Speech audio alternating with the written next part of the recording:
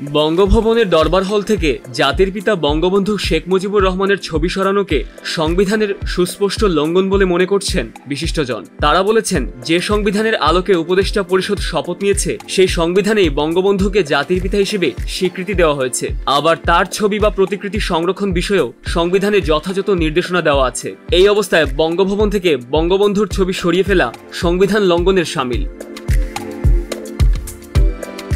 অন্যদিকে রাজনীতিবিদরা এটাকে অযৌক্তিক ও বাড়াবাড়ি হিসেবে আখ্যা দিয়ে বলেছেন, এই ঘটনায় অন্তর্বর্তী সরকারের দৈন্য প্রকাশ পেয়েছে। এটা করে মুক্তিযুদ্ধ ও ইতিহাসে বঙ্গবন্ধুর যে অবস্থান সেটাকে কখনোই কেড়ে নেওয়া যাবে না। আর এর মধ্য দিয়ে বঙ্গবন্ধু নন, আমরা নিজেরাই ছোট হয়েছি। এর আগে বঙ্গভবনের দরবার হল থেকে বঙ্গবন্ধু শেখ মুজিবুর রহমানের ছবি সরানো হয়েছে বলে জানান সদ্য উপদেষ্টা হিসেবে শপথ নেওয়া মাহফুজ আলম।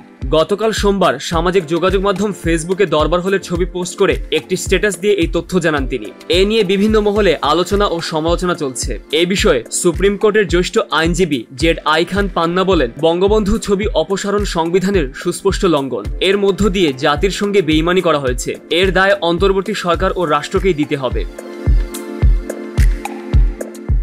বাংলাদেশের কমিউনিস্ট পার্টির সাধারণ সম্পাদক রহিন হোসেন প্রিন্স বলেন, বঙ্গবন্ধু তো বঙ্গবন্ধুই, কিন্তু আমরা দেখেছি পতিত সরকার তাকে নিয়ে অতিরঞ্জন করেছে। স্বৈরাচারী শাসনকে রক্ষার খুঁটি হিসেবে বঙ্গবন্ধুকে ব্যবহার করেছে তারা। আবার এখন আমরা দেখতে পাচ্ছি কেউ কেউ বঙ্গবন্ধুকে খাটো করতে চাইছেন।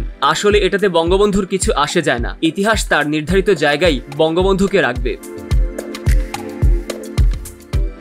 বাংলাদেশের সমাজতান্ত্রিক দলের বজলুর রশিদ ফিরোজ বলেন, এই ধরনের ঘটনাকে আমরা বাড়াবাড়ি বলে মনে করি। তবে এই ঘটনা নতুন নয়, এর আগেও এমনটা ঘটেছে। এই যে নামকরণ করা আর নামকরণ পরিবর্তন করা, বিশেষ করে ৭৫-এর পর দীর্ঘদিনে বঙ্গবন্ধু শেখ মুজিবুর রহমান নামে আমাদের মুক্তিযুদ্ধের ইতিহাসে একজন অনন্য সাধারণ নেতা ছিলেন, সেটাই ভুলিয়ে দেওয়ার চেষ্টা করা হয়েছে।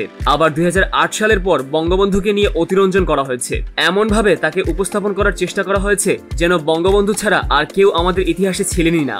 এই এক সময় অতিরঞ্জিত করা, আরেক সময় নাকচ করে দেওয়া, দুটি আসলে সমস্যা। এ ধরনের ঘটনা যে বা যারাই ঘটান, যে সরকারের সময় ঘটানো হোক, সেটা খুবই নিন্দনীয় কাজ। আমরা এটাকে সমর্থন করি না।